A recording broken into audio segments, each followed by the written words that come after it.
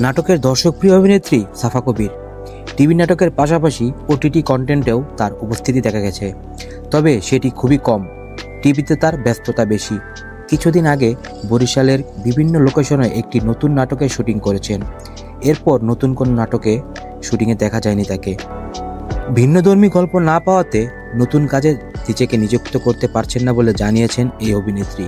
এ প্রসঙ্গে সাফা বলেন, কাজের প্রস্তাব অনেক আসে, সেসব গল্পে নতুনত্ব পাই না।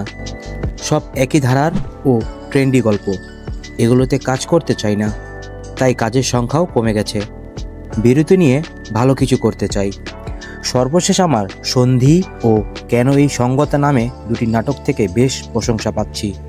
এ ধরনের গল্প আর আসছে না, তাই ভালো গল্পের অপেক্ষায় নিজে থেকেই আপাতত বিরত আছি। এদিকে সাফার সমসাময়িক শিল্পীদের অনেকেই সিনেমায় কাজ শুরু করেছেন, কিন্তু এই অভিনেত্রী এখনও সে পথে যাননি। এতদিন বড় পর্দার কাজে বিষয়টি সন্দিহান থাকলেও এখন এই অভিনেত্রী একেবারেই প্রস্তুত বলে জানান।